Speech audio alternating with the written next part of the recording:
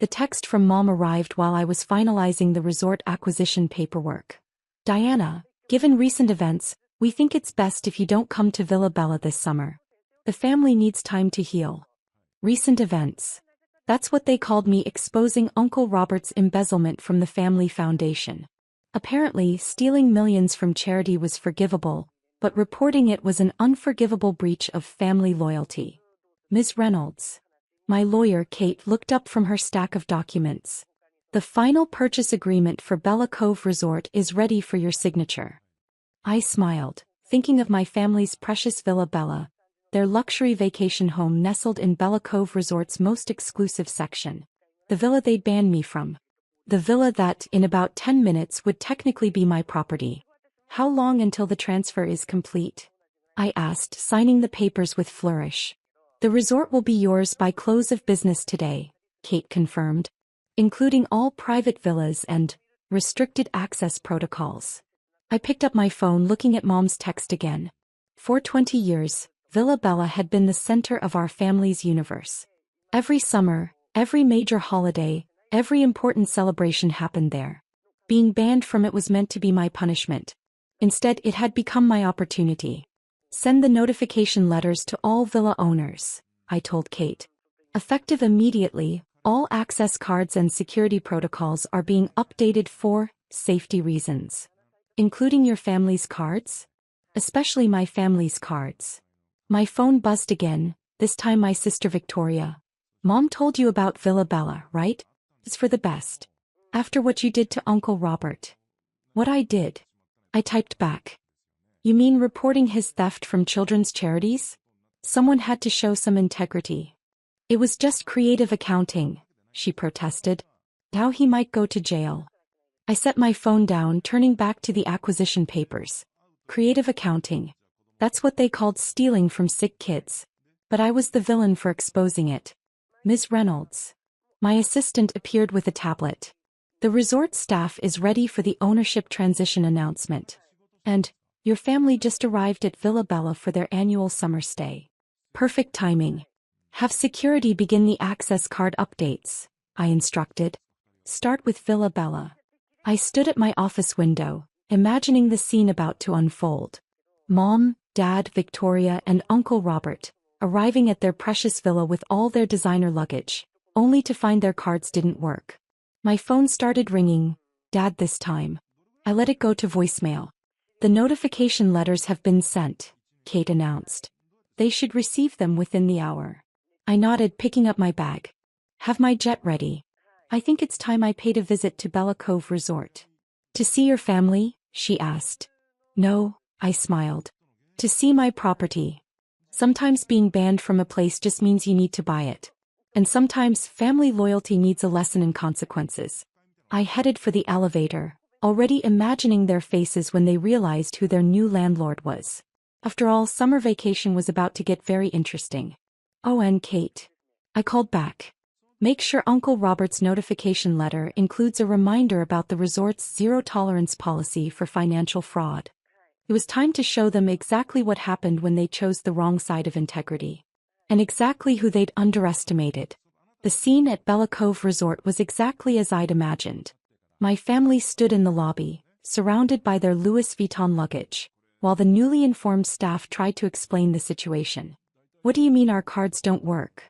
Dad demanded, his face turning that special shade of red reserved for when things didn't go his way. Do you know who we are? Yes, Mr. Reynolds, the manager replied calmly, having been thoroughly briefed. And the new owner has instructed us to update all security protocols. No exceptions. New owner. Victoria screeched. Since when does Bella Cove have a new owner? Right on cue, a staff member appeared with their notification letters. I watched from the mezzanine above as they tore open the envelopes. Mom read it first, her face going pale. This has to be a mistake. What? Uncle Robert grabbed the letter. Reynolds Global Holdings. That's not? It can't be. Looking for someone? I called down, making my entrance. They all looked up, recognition and horror dawning on their faces. Diana. Victoria whispered. You bought the resort? All of it, I confirmed, descending the grand staircase. Every villa, Every amenity, every square inch. Including your precious Villa Bella. Dad stepped forward, attempting his businessman swagger. Now see here, young lady. No, you see here, I cut him off. This is my resort now. And I have some new policies to implement. I nodded to the manager, who distributed another set of documents. These are the updated villa ownership agreements, I explained. You'll find the terms have changed significantly. For instance, there's now a strict ethical conduct clause. Any resident found engaging in financial fraud, I looked pointedly at Uncle Robert, will face immediate eviction. You can't do this. Mom protested. Villa Bella has been in our family for 20 years. And now it's in my part of the family, I smiled. The part you banned for having actual morals. My phone buzzed, probably Victoria's husband calling to complain. He'd been Uncle Robert's accomplice in the charity scheme, though they didn't know I had proof of that yet. Your access cards will be reactivated once you sign the new agreements, I continued.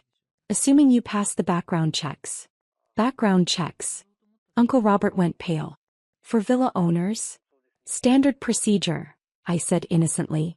We wouldn't want any criminals in our exclusive resort, would we? Victoria stepped forward, trying a different approach. Diana, sweetie, let's discuss this as a family. Like you discussed banning me? I raised an eyebrow. Or like you discussed covering up Uncle Robert's theft. The manager appeared with more papers. Ms. Reynolds, the villa reassignment documents are ready. Reassignment. Dad's voice cracked. What reassignment? Oh, didn't I mention? I smiled. Villa Bella is being converted into a residence for children from the charities Uncle Robert stole from. They'll get to enjoy luxury vacations while their families receive proper medical care. The lobby fell silent. Even Victoria couldn't argue against that without looking horrible. Your belongings will be moved to a standard suite, I continued. Assuming you want to stay. Though the rates have changed significantly. I handed them a new price list. Mom actually gasped. This is highway robbery. Dad exploded. No, Dad. Highway robbery is stealing from sick children. This is just business. My phone buzzed again, this time with news that would make this even better. Oh, and Uncle Robert? I turned to him. The FBI agents waiting outside would like a word. Something about charity fraud. He stumbled backward, looking for exits. Don't bother, I said calmly. I own all those too. Sometimes karma needs a luxury resort to make its point. And sometimes family loyalty belongs with the victims, not the perpetrators. I turned to leave, then paused. Welcome to the new Bella Cove Resort. Do enjoy your stay, however short it might be. Their faces were priceless.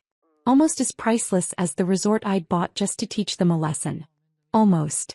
1 month later, I sat in my new office overlooking Bella Cove's pristine beach, reviewing the changes we'd implemented. Uncle Robert was under house arrest, awaiting trial.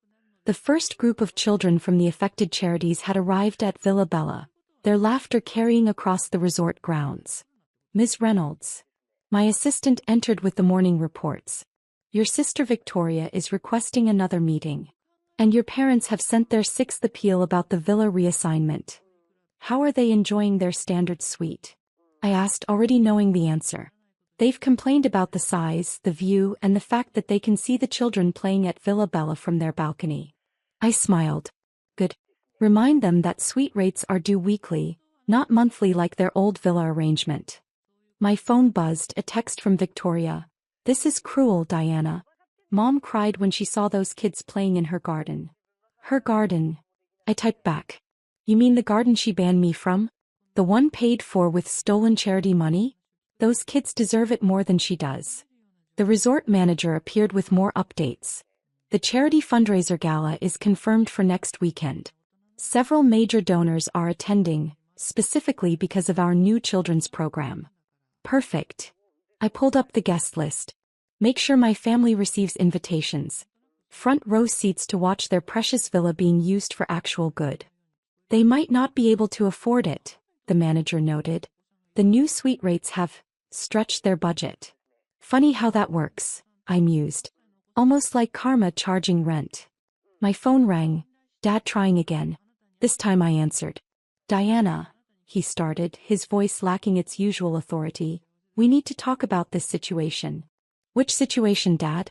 The one where you banned me for exposing fraud? Or the one where I turned your summer playground into a children's charity center? We can make a deal, he offered. Your uncle is willing to make restitution. Only because he got caught, I cut him off. And now you're all living with the consequences. How does it feel to be on the other side of exclusion? After hanging up, I walked down to Villa Bella. The transformation was remarkable. Where there had once been pretentious artwork and designer furniture, there were now bright colors and comfortable spaces. The garden Mom had been so precious about was filled with playground equipment. Ms. Reynolds. A small voice called. One of the children, Sarah, who was receiving cancer treatment. Thank you for letting us stay here. I knelt down to her level. This is your home now, Sarah. For as long as you need it. From the corner of my eye, I could see my family watching from their suite balcony. Victoria was filming with her phone, probably trying to gather evidence for another appeal. Send them the weekly bill, I told my assistant. And add a note about our new policy. All suite payments will be donated directly to the Children's Medical Fund. Your mother's been trying to access the spa, she added. Her old membership has been transferred to the children's caregivers, I finished. They deserve the relaxation more.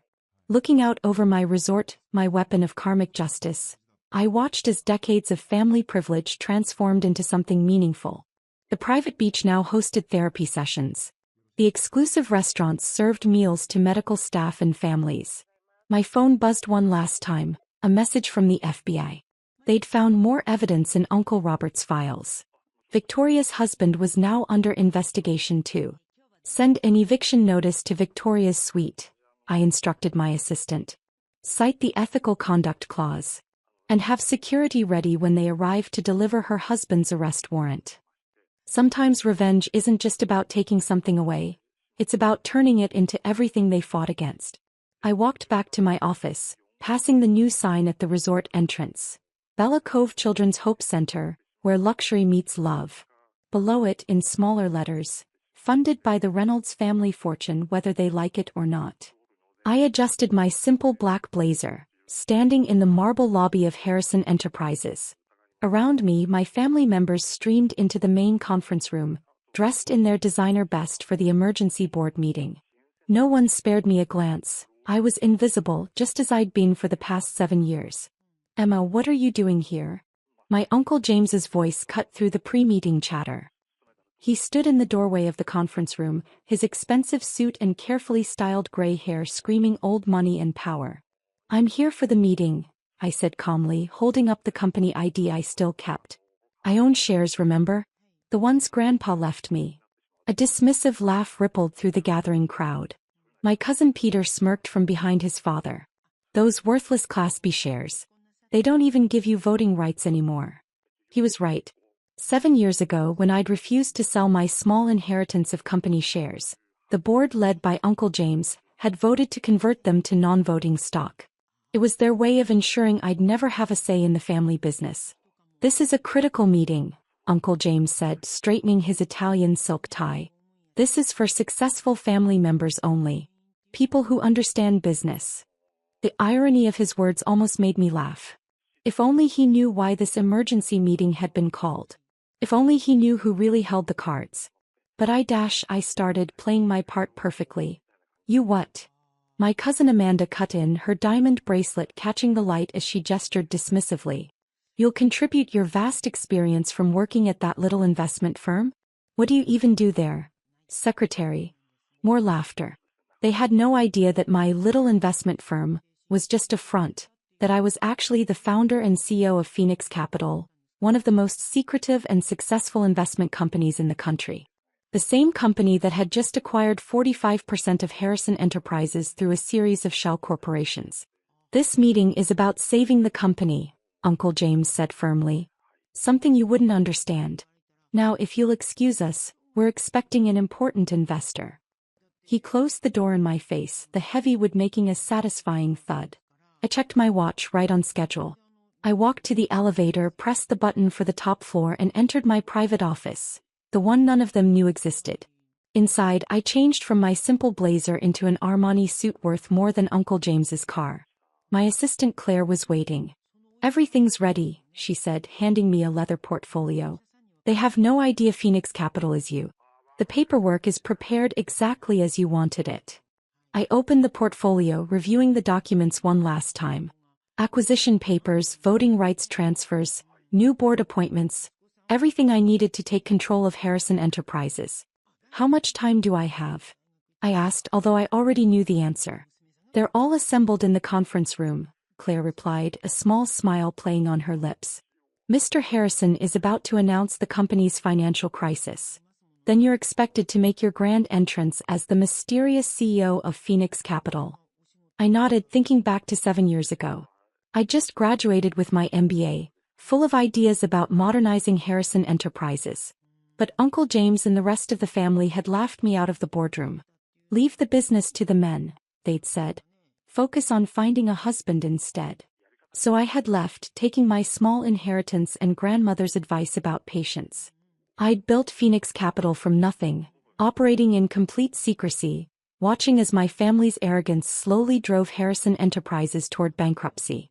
Now they needed a savior, and they had no idea that the mysterious billionaire investor they'd been courting was the same person they'd just kicked out of their meeting. Send the signal, I told Claire. It's time for the CEO of Phoenix Capital to make an appearance. She pressed a button on her phone, sending a message to the boardroom that their potential savior had arrived. I gathered my documents and stood before the mirror, checking my reflection. Gone was the invisible cousin in the simple blazer. In her place stood a woman worth billions, about to buy out the family that had underestimated her for so long. Ready? Claire asked, holding the door. I smiled, thinking of Uncle James's smirk as he closed the door in my face. Oh yes, I said. I've been ready for 7 years. The corridor to the conference room had never felt longer. With each step I could feel the weight of 7 years of planning, of silent victories and patient waiting, carrying me forward. Behind those doors, my family was about to learn a very expensive lesson about underestimating the wrong person. I paused at the entrance, straightened my suit and nodded to Claire. It was time for the mystery investor to make her entrance. Time to show them exactly who they'd kicked out of their meeting. The conference room fell silent as I walked in. Uncle James stood at the head of the table, mid-sentence about the company's dire financial situation. His face lit up when he saw me, not with recognition but with desperate hope. After all, in this suit, with my hair elegantly styled and my posture radiating power, I looked nothing like the failed cousin they'd dismissed minutes ago. Ladies and gentlemen, Claire announced from behind me, allow me to introduce the CEO of Phoenix Capital. I surveyed the room, savoring the moment. My cousin Peter had stopped texting under the table. Amanda's perfectly manicured hand froze halfway to her mouth. Uncle James practically tripped over himself rushing to greet me. We're so honored to have you here, he gushed, extending his hand.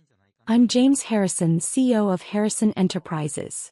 I let him hold out his hand for just a moment too long before taking it.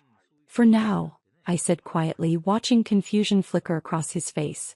Taking my place at the head of the table, his place, I opened my portfolio. Shall we discuss why Harrison Enterprises is worth saving?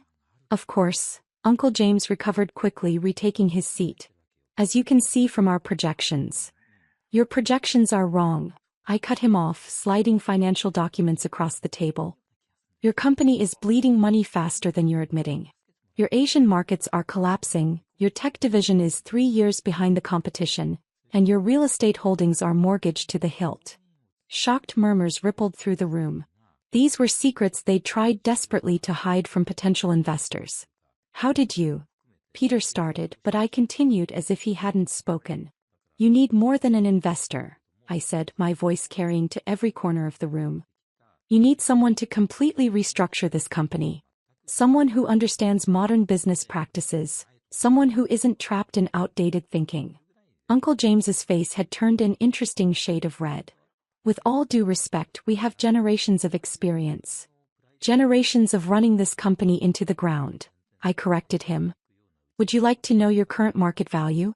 It's less than 1/3 what it was 7 years ago. 7 years. I saw the number register with some of them. 7 years since they'd laughed me out of this very room. Phoenix Capital is prepared to acquire a controlling interest in Harrison Enterprises, I continued. sliding more documents across the table. We already own 45% through various subsidiaries. This offer is for an additional 15%. 60%? Uncle James sputtered. But that would mean Phoenix Capital, that I would have complete control of the company. I smiled, watching comprehension slowly dawn on their faces. Including the right to appoint a new board of directors and CEO. Amanda stood up suddenly. You can't do this. This is a family company. Is it? I asked softly. Because minutes ago you were quite eager to sell to a stranger. Or does family only matter when it's convenient? I stood, walking around the table slowly. Would you like to know how Phoenix Capital grew so powerful so quickly? We looked for companies like this one. Businesses run by arrogant men so convinced of their own superiority that they couldn't see the world changing around them. Stopping behind Uncle James's chair, I continued. Companies that ignored talented people because they didn't fit the right profile. Companies that valued tradition over innovation, ego over progress. Who are you? Uncle James whispered, finally asking the right question. I leaned down, speaking just loud enough for everyone to hear. Someone who understands business. Someone you kicked out of a meeting less than an hour ago. The recognition that swept through the room was almost palpable. Peter dropped his phone. Amanda sank back into her chair. Uncle James's face went from red to white in an instant. Emma, he choked out. Surprise, I said softly, straightening up. Still think I don't understand business, Uncle James? The silence that followed was deafening. 7 years of underestimation, of dismissal, of condescension, all shattered in a single moment. But I wasn't done yet. Not even close. Now, I said, returning to my place at the head of the table, shall we discuss the terms of your surrender? Or would you prefer to explain to the shareholders why you rejected a billion-dollar lifeline because of your pride? The choice was clear.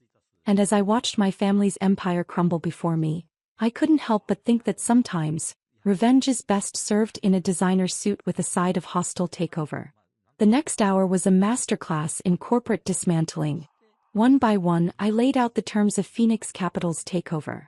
My family sat in stunned silence as I systematically stripped away their power, their privileges, and their illusions of control.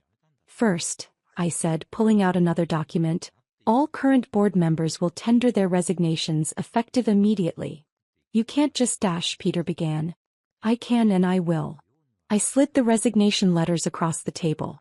Sign them now, or I'll call an emergency shareholder meeting and have you removed publicly. Your choice. Uncle James stared at the paper in front of him, his hand trembling slightly. Everything I built. Everything you inherited, I corrected him. And then nearly destroyed through mismanagement and ego.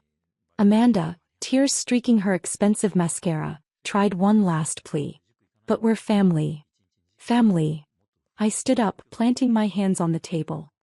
Was it family when you blocked my proposals for digital transformation?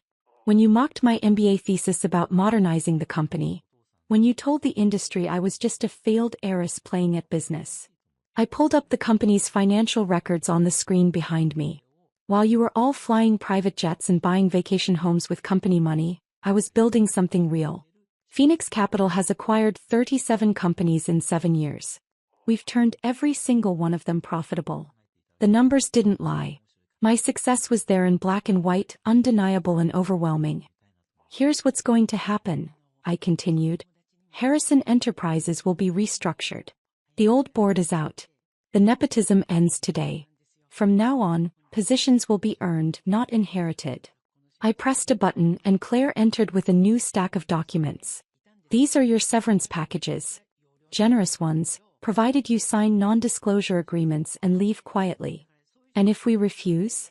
Uncle James asked, finding his voice at last. I smiled, pulling up another document on the screen. Then I released the audit findings to the SEC. The hidden accounts, the manipulated books, the insider trading, all of it. The color drained from his face. He knew I had him. Had all of them. You've been planning this for years, Peter said, realization finally dawning. All those quiet investments, the shell companies. 7 years, I confirmed. Long enough to watch you run this company into the ground. long enough to build Phoenix Capital into something powerful enough to swallow Harrison Enterprises whole. I walked to the window looking out over the city skyline. You know what the funniest part is? If you had listened to me 7 years ago, none of this would have been necessary. My proposals would have saved the company. But you couldn't see past your own prejudices. Turning back to face them, I saw something I'd never seen before in their eyes.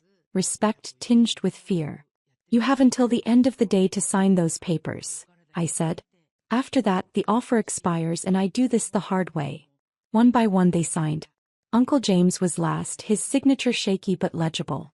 Claire, I called, please escort the former board members out. Their building access will be revoked effective immediately. As they filed out, defeated and shell-shocked, Uncle James paused at the door. Emma, I underestimated you. We all did. Yes, I said simply. You did. The door closed behind them, leaving me alone in the conference room where, 7 years ago, they'd crushed my dreams of running the family company. My phone buzzed a news alert. The market had already caught wind of the takeover. Harrison Enterprises stock was soaring on news of the Phoenix Capital acquisition. I sat down in the CEO's chair, my chair now, and opened my laptop. There was work to be done. A company to rebuild. A legacy to reshape.